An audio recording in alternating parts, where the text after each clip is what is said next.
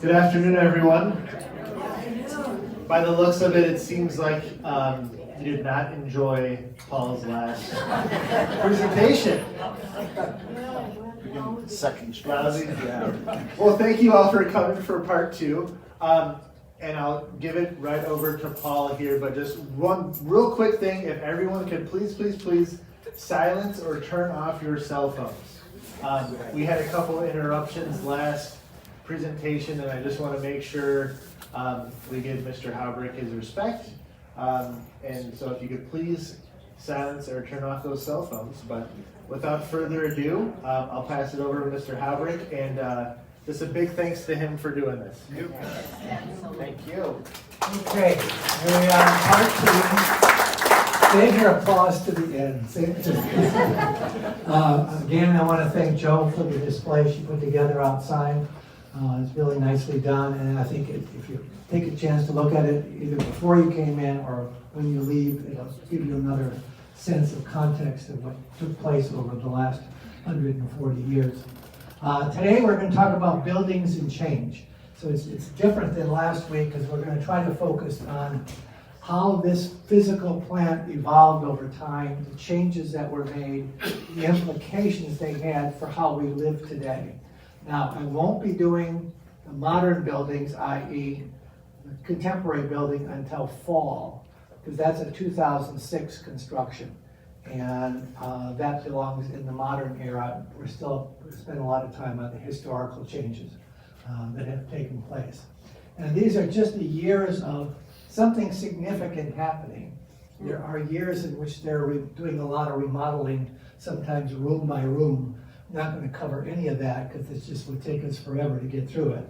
To be honest with you, and those of you who have lived here for a while, there's always some level of change taking place, some construction that has to go on to move us forward. Okay, so many of you have seen this picture. This is the idealized one.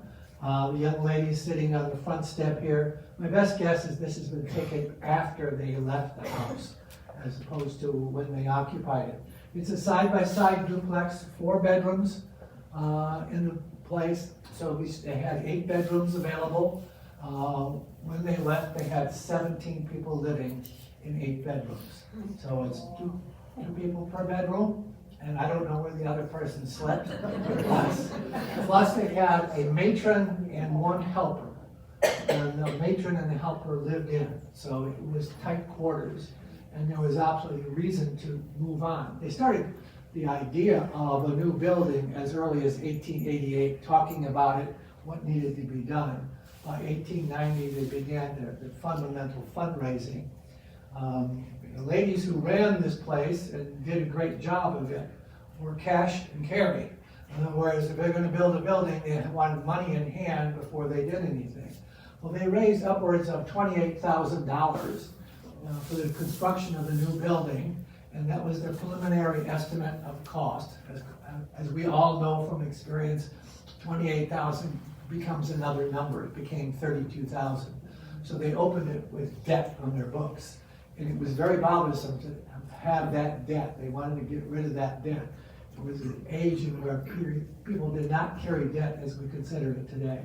This is on Van Buren? This is Van Buren, and this is now St. Rita's. I saw that last time. This is just another picture, but without all the trees that are taken much later. As you can see, it's kind of a long house. It's a nice presentation, but it went the way of future progress. This is the building that was built. This part is recognizable to us. Most of us would not be able to see any of this. It doesn't exist anymore in this fashion. Originally, it's a stucco building. It was cheaper to do stucco than brick. But when the Hinton addition was put on, they refaced it and put brick on it. One of the things you should notice is that, okay, all right, now what? What did we do? No, it's not in the right place. Okay.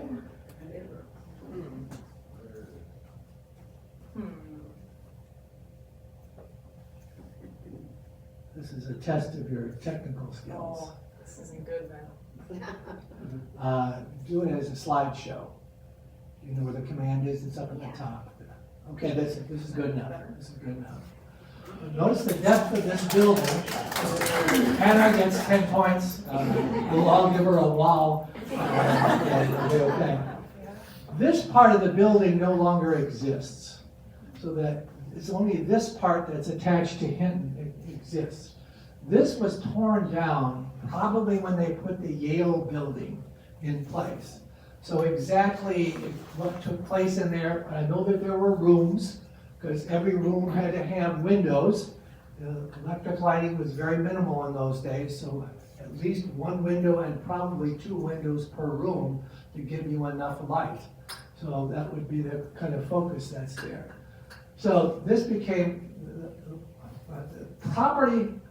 You can see other buildings in the distance over here. Those are the state school, industrial state school for girls. And if we had pictures the other way around, you would see absolutely nothing. There's just nothing there. So we are standing out in the middle of the field, so to speak. Okay, the basement was offices, mechanical storage, and rooms for the staff. The current basement that we have in historic is historic.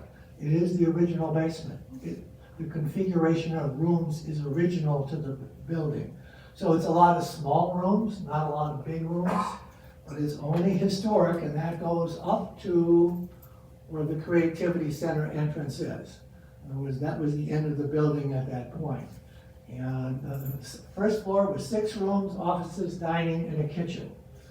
Now the residents were 50. When they opened up, they didn't have 50 people. But they did have a waiting list, and it filled up very quickly. By 1886, they had all 50 rooms occupied in the facility. Second floor was rooms, bathrooms down the hall, storage, same thing for 3rd floor and 4th floor. It's a little smaller on the 4th floor. We're in up where the gables are, so like that. And a capacity of 50 residents. Their admission to the facility at that time was such that there appeared to be a waiting list every year. Kind of like we have waiting lists today. But the deal was to get people in as quickly as possible to occupy the rooms. Now, understand that the staffing here is still 1 matron, and the 50 people, there were 2 assistants. Much of the work came from the board of directors. They raised the money, they purchased all the foods, they assisted in cooking, they provided the social life for the community. That was all part of being a board member. So board member here meant doing a lot. It wasn't just a quarterly meeting. Okay.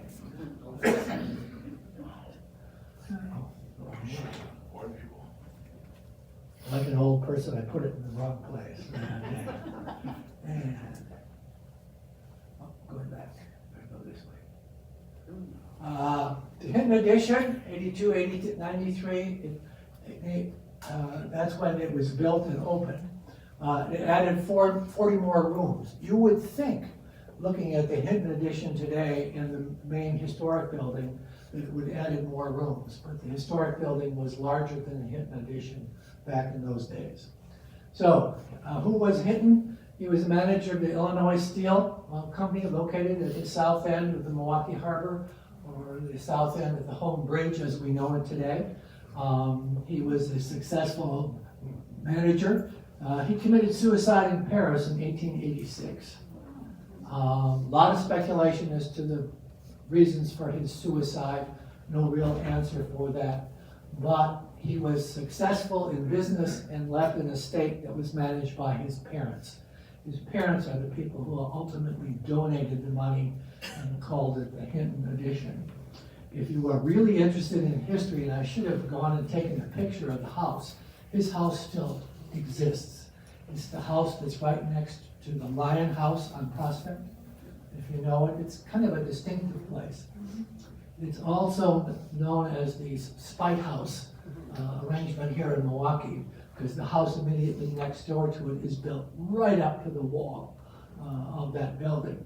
When Hinton built it, he blocked the vision or the eye line of Judge Jason Downer. And Downer liked to look out his windows at the pond that was in the little triangle park that's still there at that corner of Prospect and Farwell. And he lost that view. He was so mad at Hinton that he bought the property next door and built a spite house so that he could not see on the south side. So it still exists today. And H.C. Koch was the architect of both the buildings. Koch was one of Milwaukee's better known architects in the day, most famous for doing City Hall in Milwaukee.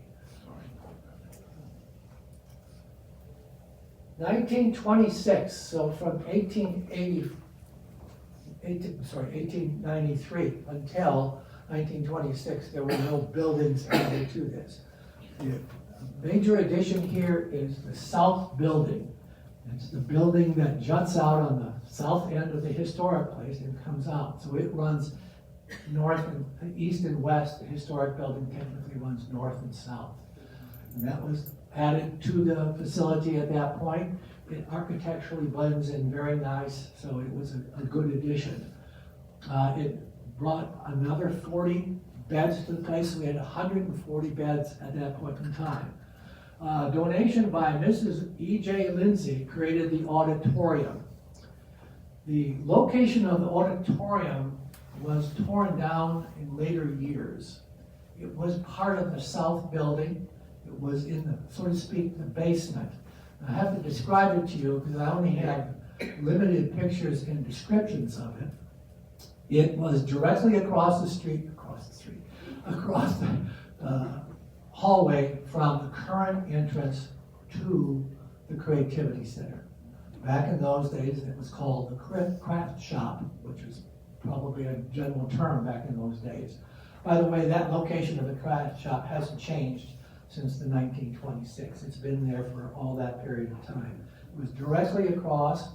It was built in an auditorium style. That's why they refer to it as auditorium. So it had a raised back and a pitch towards the front. So the people sitting in the back, like a standard theater, could do that. And it had a stage in the front. And so many activities took place because they used the stage as the place to have a presentation. So today, as we have musicians who may come stand over there or play that piano down there, that was all done on the stage. I'll show you some pictures at the end so you can see what it looked like. But this was a donation of Mrs. Lindsay, and that's why we have Lindsay Hall today. It's just that the tradition of naming has continued. Craft room is still, okay, I said all that already. Let me, no, here we go, where am I putting that? Just keep it in my hand. Okay, here's a top view of our property. This is center section, historic building, the Hinton addition, the boiler room that's there, and the south wings. By 1926, this is the configuration of Milwaukee Protestant home. Now, a couple of things you should notice. There's a dark line here. Excuse my drawing, but I didn't have a straight edge, so it didn't work well. This was the property line back in the days before we bought remaining property. So this line would run somewhere right through the middle of Lila's desk. That would have been the western boundary of the property. In 1923, the city of Milwaukee put this land up for sale, and the Milwaukee Protestant Home bought it. So it became the backyard. Now, anybody who's in development business knows that the first thing that you need before anything else is land. The more land you can acquire, the better. In 1938, when the Industrial School for Girls left Milwaukee and moved to Oregon, Wisconsin, some of that property was for sale. And they bought another, this was the original, they bought another 125 feet, which is now our southern border. They bought that additional property. Otherwise, the property would have been closer to the building here, and that would have changed. If there was one thing they might have done in those days, it was buy more property. when it was available on the south side. They didn't, and this is hindsight, folks. This is not thinking of the day. But if they had bought more property, this place would probably look very different, because they would have had more property to do things with in terms of development and so forth. But that's the basic configuration. Okay. Purchase of the backyard, I mentioned that. And okay, I'm moving through it. Okay. All right, this is the 1926 picture that we see all the time. South building, historic building, and addition. Standard thing used always in promotions. This picture comes up hundreds of times as part of the history of the place. These are some of the ladies and an interior look, just giving an idea of what the people might have looked like. We had a nurse on duty. Notice she had her cap on. Nothing significant outside of, this was the 1920s. Now, we move to the Yale building, which comes online in 1953. From 1926 until 1953, no major renovations took place. The only renovation was a donation in 1941 to bring water to the rooms in the historic building. So if you were in a historic building and you had a room since 1941, you finally got water. I just want to think about that, because to us it's just so common. I mean, another 2 years and I would be born. I mean, that's the modern era as far as I'm concerned. But this is the South building. This is the Yale building. It's done in a wide fashion. It's nothing to do with her name, Yale. Her name was Blanche Yale, by the way. I was doing something else at Forest Home and I ran into her her monument at the cemetery. And I was just kind of stunned to see her name there. It was just kind of an interesting experience. It's got this wide configuration, and it was making a use of the land. If notice the loading dock comes off of Bradford Avenue. So the gate that we walk in now, that we can come into the gazebo area, that is where you enter the property for the loading dock. And parking was in the back side of the building over in here. And then there were a couple of spots on the front side where people could park. There was no underground parking, and how many residents might have had a car? There were no cars that residents owned in 1953. Just think about today. Today we need cars. Joe? In this configuration, where's the main entrance? The main entrance is still right here off of Downer into the center of the historic building. Okay, the Hinton entrance is there, but it's not being used. But it's still the main entrance. The admission offices, etc., were all in the front part of the building. And interesting. So we got the Yale building. That's added to us, and so we now have room for more individuals. 50 beds are added. Okay. It's a big building. You'll get to see a picture of it. Now let's see if we can get there. Okay. Oh, I should mention this. This is the backyard. Behind Hinton building, that's over here. And raising the ducks, there were gardens. You could have your own individual garden if you wanted to grow food, but you grew food for the home. You didn't grow food for yourself. And so that was just an activity that they had, but that's the backyard. Okay, here's an early picture of the Yale building. This is the south part of the Y, and this is the north part of the Y. And as you can see, this large backyard here, a walkway, tree line, still there, and it becomes very interesting. This is another picture of the Yale building. The next slide, we'll call it an ugly building. And it is really an ugly building. I've spent a lot of time looking at the pictures. What they were thinking of, I have no idea. But it was 1953. The concept of modernity had taken place. So tons of windows, okay, lots of rooms in there. Top 2 floors are dedicated to the convalescent home. Okay, that was the term that they were using for the medical, etc. Now recall, by 1953, we had nothing like Medicare or Medicaid. It wasn't there. This was a convalescent home, and it took up a lot of space. They moved them out of the south wing to get into this particular location. So and there are, you can see it here and here, there are common rooms at the end of the hallway. So those common rooms would be areas that you could socialize on or in, and done in that particular fashion. Okay. When did they get elevators? Pardon? When did they get elevators? Elevators, the first elevators come in 1918, and the second elevators come with the 26th building. The 1926 building would be in the building that you would want it to be in.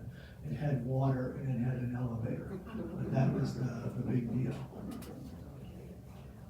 They built in 53. Mrs. Yale died in 1945. A little story there.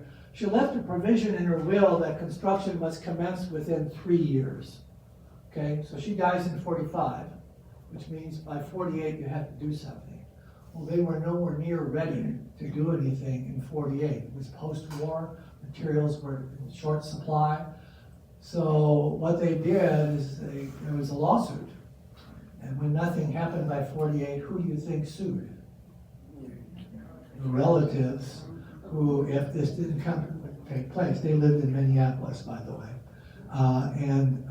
They sued and they went to court. And what the lawyers for the Protestant home did is they showed the architectural drawings. And the judge said that was an indication that they had started the process, and so therefore the Milwaukee Protestant home could keep the money. It was $830,000. It was a lot of money. You want to know what Mr. and Mrs. Yale did? They lived on the west side, approximately 32nd and State, but they were large property owners in the city of Milwaukee, especially on the far west side of Milwaukee. And when the estate had to be processed, so to speak, and go through probate, a lot of the land had to be sold to raise the money to become part of the will, so which is part of the slowdown of everything. They couldn't deliver $830,000. But that was it. They were a very reclusive couple as far as I could understand from what was there. But they were successful, but they did a lot of early Milwaukeeans did. They bought land and they held on to it and waited for the price to go up. And but you could make good money that way.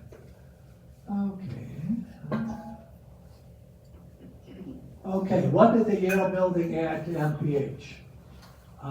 It added capacity for now a grand total of 190 residents. The third and fourth floors were designated as convalescent rooms. The second floor was new apartments, still singles, but larger. Okay? They weren't as small as they were over in the South Wing or in the Hinton or Classical building. The first floor was a new dining room, kitchen, a common area. The basement was a new laundry, storage and mechanicals, and a new parking lot and a loading dock. Were all part of the building. That's it, repeated that again. I'll have to come back to it.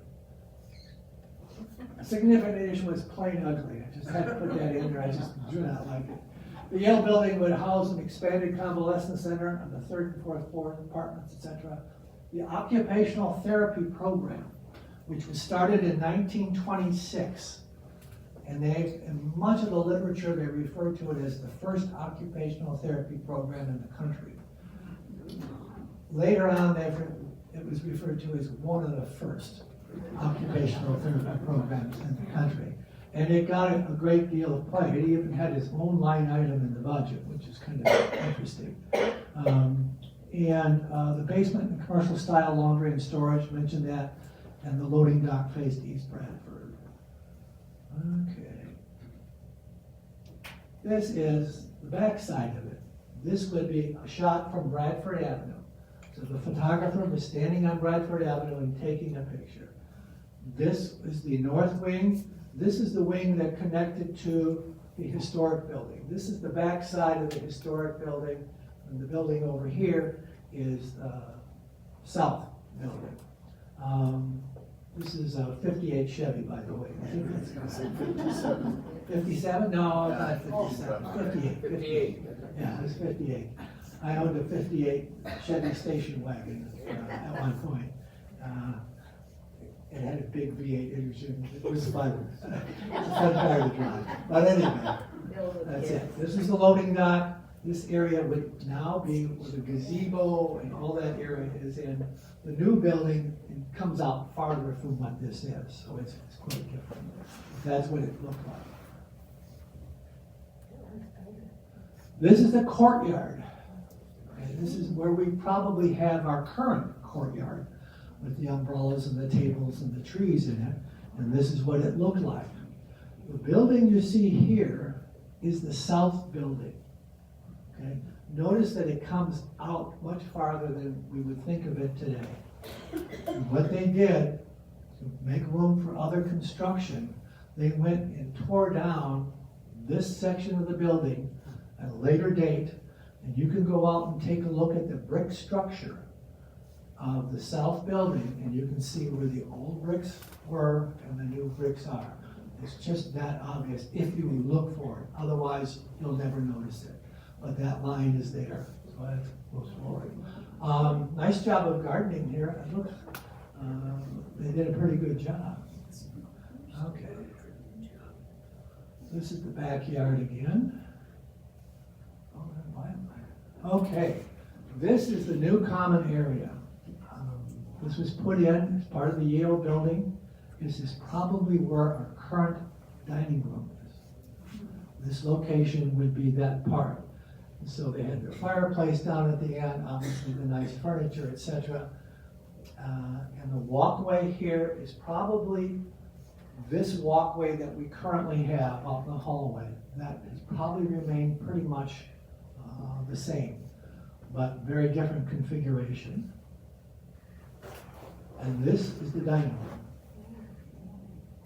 A lot to see in this picture.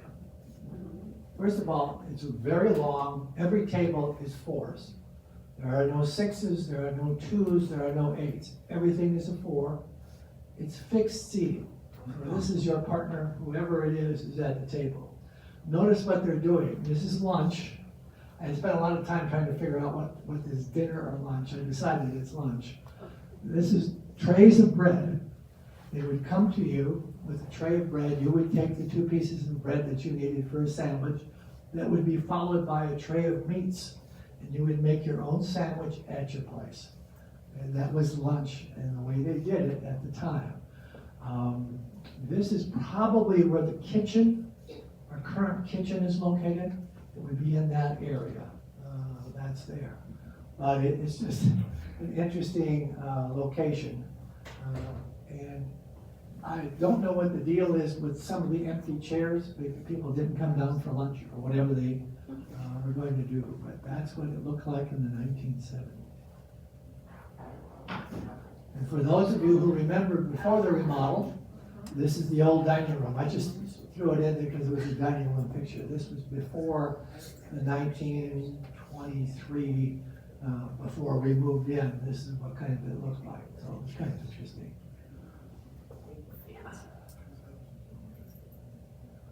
This is a room in the Yale building. Again, it's a single apartment. It was still pretty much the standard. So we'll just take a look at it and decipher it. First of all, the bed is in the corner.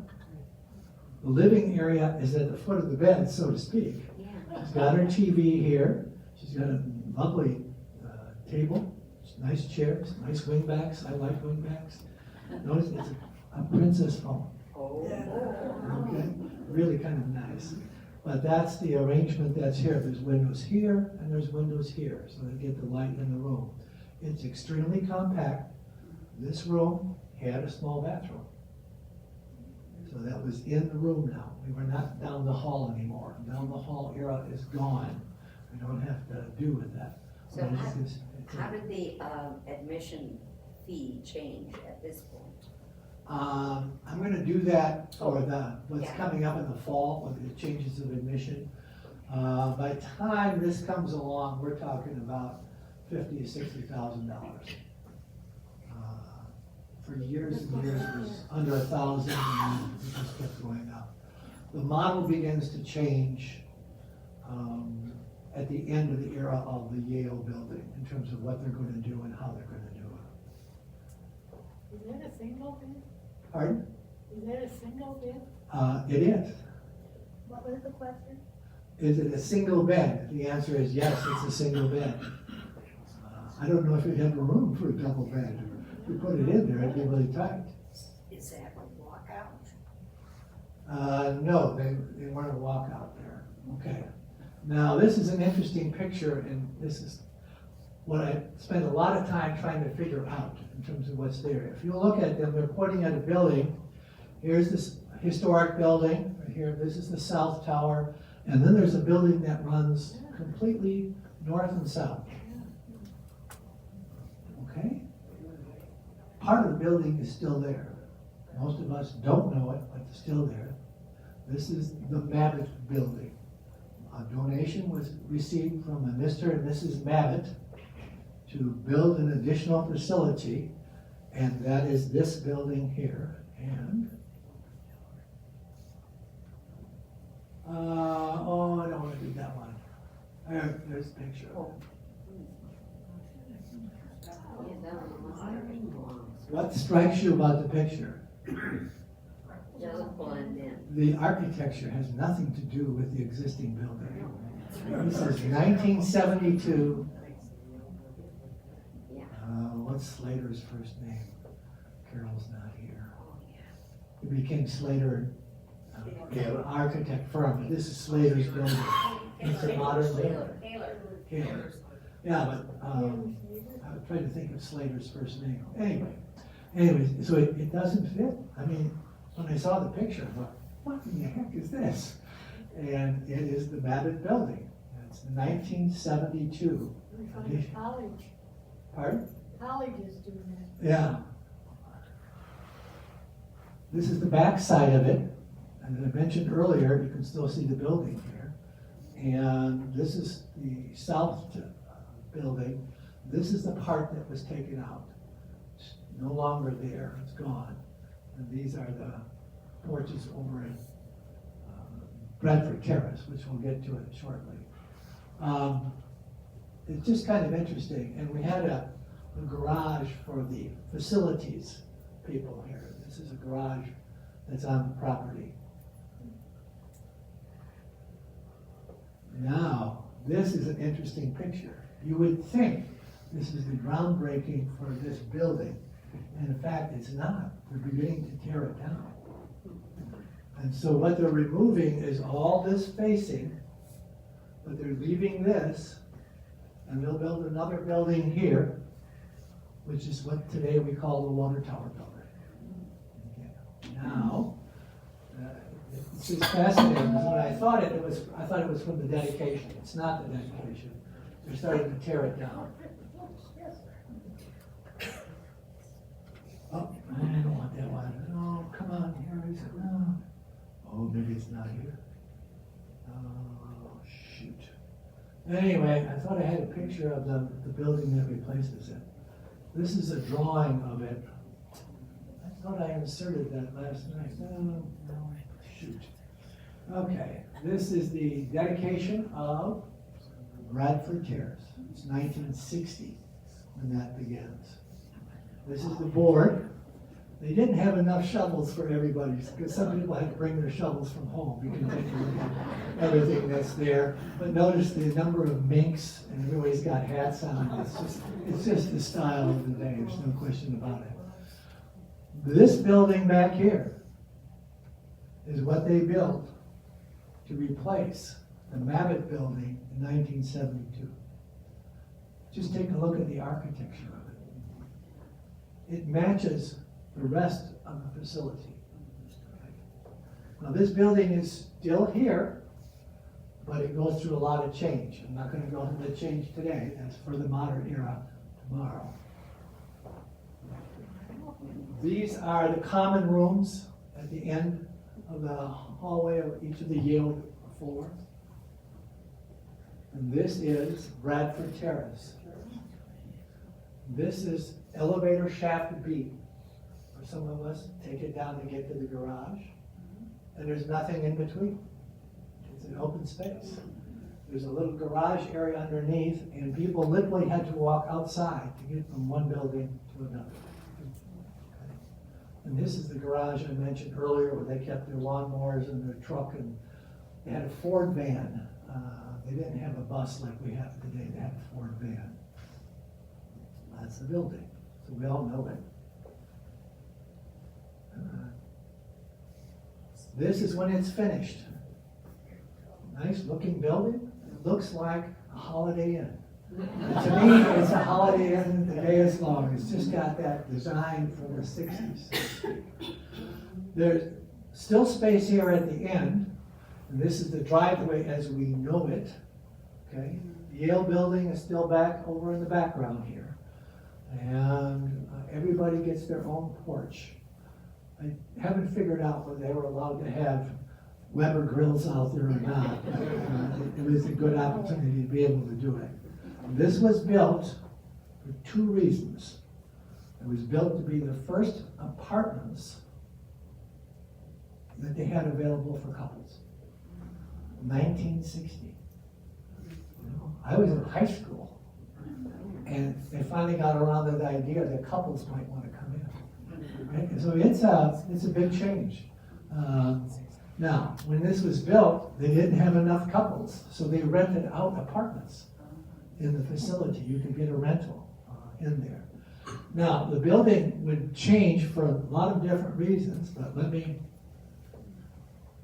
this is the building that we know today. What's the difference? This is an addition to that building. That's the rehab floors are up here and so forth. These changes all take place because Medicare and Medicaid become part of the thing. And so 4th and 5th floor are going to become part of the health services that Milwaukee Protestant Home offers. And they also bumped out the center part of the building where we entered today. These cars, I'm not good at these cars, but they're probably late 80s, early 90s, somewhere in there in terms of style. Notice the parking lot is different than what we have today. There are medians throughout the parking lot, and there are no, so they didn't have a lot of cars coming in. This is a room, a cozy apartment inside of Bradford Terrace. This is the living room. Around the corner is a bedroom. And around this corner is a kitchenette and bathroom. And that was essentially what they considered to be their first apartment. These apartments are probably smaller than even the one bedrooms that we have in contemporary today. It's just a different configuration of what's there. Nice furniture. She's got her silver tea set there. Everybody had to have a silver tea set back in the day. Today you can't get rid of them. No one wants them. Treasure chest. Yeah, so they're down to the treasure chest. This is the color version of that picture we saw before. This is a promotional picture. A loving couple. The Bob Uecker jacket. That's what he wore, kind of stuff. But it's just a great picture of what's there. This is a picture of Lindsay Hall. I told you I would get you one. This is the stage, and everybody is out here, but it's all fixed seating. It's bolted to the floor. Today, anything bolted to the floor would not work. It's just not flexible enough in terms of what you need. But this is the choir. Notice their choir attire. Little hats, little jackets. 2 men in the choir.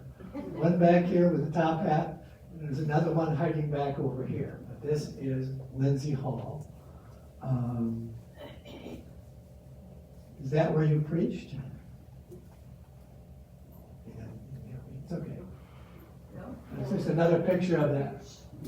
In the original. Yeah, it was in the auditorium. Yeah. This is the first porch. This is Joe's porch, as we know it today. I just threw that in there so you get an idea of how it was used back in the day. This is another picture of Lindsay Hall. A little better, you get an idea of the seating, so forth like that. Must have been a musical group, either they're setting up or taking down, I don't know. This is the executive director. They went from matron to superintendent to executive director as the titles for the people who were in charge. Notice he's got a wonderful plaid jacket. God, did we actually wear those? Kind of thing. Okay, here's the picture. This is the board of directors. Now, those of you on the fourth floor, keep your, no answers from you, okay? Tried to figure out what year this was. So we tried it by clothes to try to identify. Turns out to be sometime in the 80s. Do you recognize anybody in the picture? Take a look. This person right here. Shirley Anthony. She's in the picture. She's on the board of directors. She's our conduit to the board. She's promised that she remembers the names of many of the people here, so she'll give me the names of the individuals that are there. But that's a 1980s board. I must tell you, I spent a lot of time looking at this picture, and then we had an interview that involved Shirley. And I was sitting through the interview, and I was looking at Shirley, and the light went on upstairs. She's in that picture. I know she's in that picture, and that's her.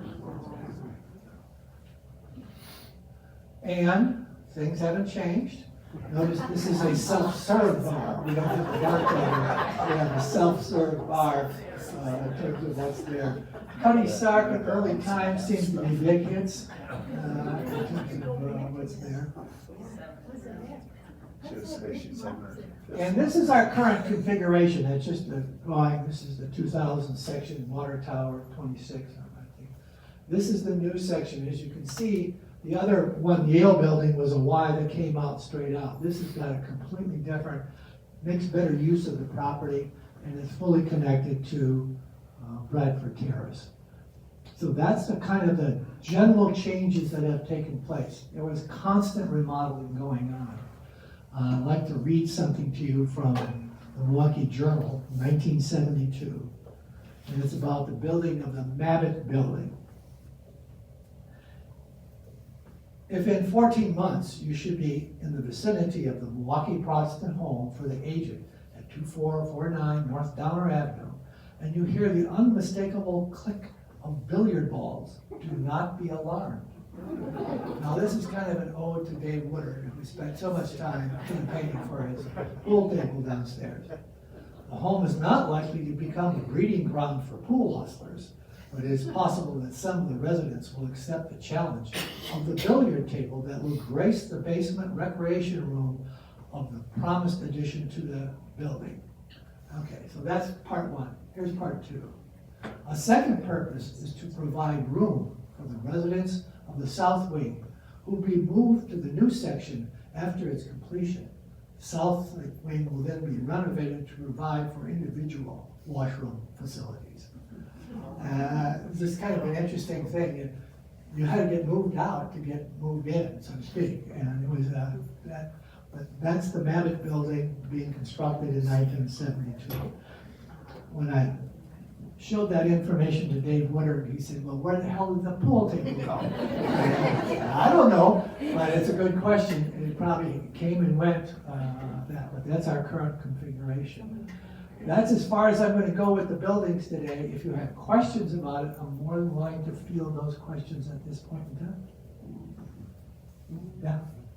When were men first admitted as residents? The first male was in 1894, 95. His last name was Weiss. It's either Johann or John. He's recorded twice in the book. That was the first male. There's not a lot of discussion in what I've been able to read that says why they made that decision.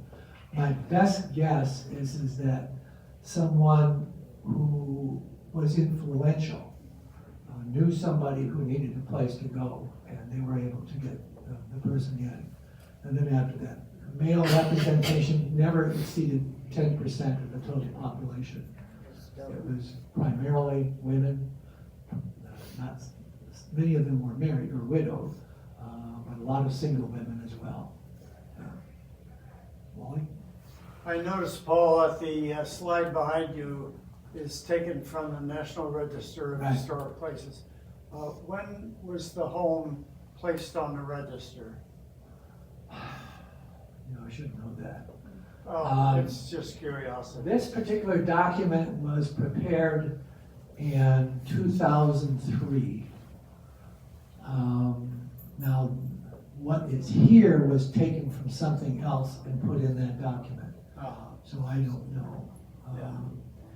A lot of places have historic designation. You're not a national site at that point that they'll spend money on, but you're eligible for tax dollars. That's what they're after when they get that designation. Eric? When did the address change from Downer Avenue to Bradford? That's a good, well, it didn't. It's always been Downer Avenue. Prior to that, it was Elm. The Bradford change comes with the construction of 2006, which is the building we're currently in, because they moved the entrance, the main entrance, from Downer to Bradford. So that's almost 20 years ago that they changed the address. But it's where the mail was going to be delivered once they created that space. When the Yale building was there, and that whole space that is now the drive up, it was all green space. It was all just grass. There's nothing other than that was there. Prior to the historic designation, was there consideration of actually tearing down the historic area and replacing it? That's a good with question. modern? There were a series of planning committees in the early 1990s to do a total reassessment of what was there and what should be done, how it should be done. Whether they discussed that or not, I don't know. I do know the discussion led to the tearing down of the Yale building and building the contemporary building that we now have. That was it. I don't think they would have ever torn down, at least for historic purposes, the historic building. The historic building has gone through a lot of renovations over the years, multiple renovations to get where it is today. You can get a better understanding of the building by looking at the arrangement of the windows on the outside. There were more rooms in the building than there are today. It's just you have to adjust to the time. And your consumers, people who are going to buy in, want something modern, whatever modern is at that point in time. So it's just one of those things. But I don't think they ever really thought about doing it. I wish we had the notes. That's where the idea of East Castle comes, not East Castle, Newcastle comes from, and then East Castle comes. They decide that they're going to expand, but they're not going to expand at this location because they don't have enough land. So they bought land both in St. Francis and Mequon. And they built the Mequon facility, and then they sold the land in St. Francis at the same time. So they are essentially a landlocked facility. The only place you have to go is where? Up, just like St. John's. That's why they're going up, because they were landlocked and had nothing else, so they built them up. And it's a very urban kind of thing. If you go out to San Camilo, my goodness, they've gone straight up out there. Any other questions? I don't have have a question, but I can tell you that we were putting up a new television in my apartment, and half of the wall is plaster, and half of it's wall, Brick? no, not brick. Drywall. Drywall. Okay, that makes sense, sure. Maybe more modern renovation. Interestingly enough, all the rooms in historic in the early years were calcified. Anybody knows what that means? There was the term that they were whitewashed. And the reason they used the whitewash is they put a glue component as part of the whitewash. So as the plaster would crack, you had something to hold it. You would kind of glue it into place. So they were all whitewashed. It was kind of interesting because they spent money on buying the whitewash. Marilyn? I was wondering, do you have any idea how the growth and development of the Protestant home compares with the Catholic home and the Jewish home? And when was the Catholic home established next door to us? 1906. 1906. Yeah. You know, that's a great question. That's a research question, and you should ask that. All of the major religious groups had some form of outreach and care of people who are in need of assistance, whether it be the Jewish community or the Catholic community or whatever. No one's pulled it all together in a single kind of analysis to try to understand what took place. But between basically 1880 and basically 1970, that was the dominant form. Much of that has been replaced by government, and in terms of at least government funding and government regulations. I was wondering, the Protestant home was the first home in Milwaukee for the aged, or? No, there were others. I mentioned some of them last week. St. John's is one of the early ones. St. Rose's, the place for young females, was one of the earliest ones. St. Emilian's was for orphans. I'm trying to think what the other ones were that were early. Those were the early ones. The Protestant home was one of the early ones in Milwaukee. It is it was a big challenge. I've said this before, I cannot stress enough how much they did to accomplish what we have today. There's an extraordinary amount of work and effort put into it. Other questions? Barbara? The assignment of Protestant, Jewish, or when did that become more flexible? Oh, probably after the First World War. What's the question, Paul? The question is, when did the religious requirement become more flexible in terms of potential admission to facilities or programs? Probably after the First World War, that began to change. I don't characterize this. A lot of that religious stuff continued well into the 1940s, early 50s, but it really dissipated rapidly as the growth of government became, so that you had to disavow your religious beliefs or associations to qualify for government money. So that was a big shift in terms of what people did. So what you did is, instead of being a religious organization, you became a nonprofit. Okay, all of these organizations today are nonprofits. They may have an affiliation with some religious group, but all their 990s, everything that they file, is going to be a nonprofit organization. They're not religious institutions. Other questions that you have? Lori? Where the Catholic home is now, was that land not available? Well, that's a good question. They started in 1906. Could you repeat the question? The question is where the Catholic home is located. Was that land available to the Protestant home? It might have been. The Catholic diocese purchased it in 1904, and they built their first facility there in 1906. On the other side would have been the orphanage, but it would have been south of the Catholic home. Because the hospital, as we know it, was not there. I mean, that's all reconfigured. So it's changed dramatically.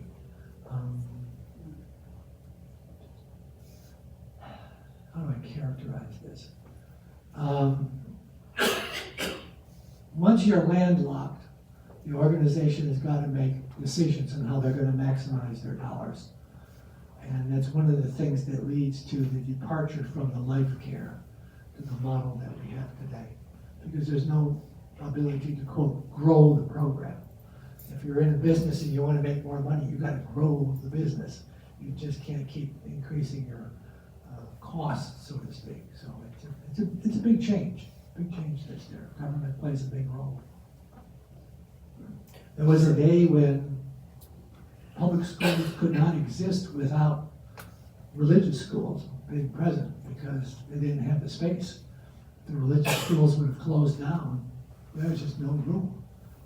So that became an essential to do it. Barry? Did you see any debate about one of these building projects going vertical like St. John? The answer is no. That's a good question why they didn't. The historic East Side has an aversion to tall buildings. They wanted to maintain the residential quality of the neighborhood. There's that empty lot over here behind Starbucks. That was originally going to be like a 8 or 9, 10-story building, and the neighbors just all opposed it. My best guess, that's part of it. I mean, when it was built, there was nothing here. There was nobody in the neighborhood to oppose it. But there's been no discussion that I know of going up. If they wanted to go up, they would have to tear something down and then go up in terms of the footprint that they have. The only available space is over the parking garage. I'll take the parking lot and the parking garage. That would be the last open space. I think if the parking lot would go away, a lot of people would be really unhappy. As many of you know, St. John's actually purchased property a block away for a parking lot for their employees. They just had no parking available. And anybody who lives on the east side knows if you're parking on the street, you're in trouble. There's just no winning doing that. I used to tell the young faculty when they came into UWM, please, if you're renting a place, either have off-street parking or something like that you can, because when it snows, you're going to be really unhappy.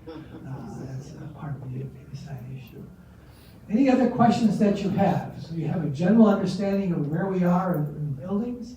In the fall, we'll talk about the life care contract, which was the hallmark of this facility and other facilities for close to 100 years. And we'll take a look at how it operated, how they raised the money for it, how they changed over the years, what the changes were, how the entrance fee changed dramatically over time. And then after that, we'll take a look at the modern era, the era that basically starts in 1960 when I was in high school and goes on to the current 2000. The only thing that will add to it is I'll give you a background on the building of the contemporary building. I have good architectural plans and everything on that. That they saved. The other stuff they did not save. Any other questions? Otherwise, it's 3 o'clock. I know some of you have got a meeting coming up. Is it 3:30, Joe? 3:30. So we've got plenty of time to get to that meeting. Okay, thank you, and have a good evening.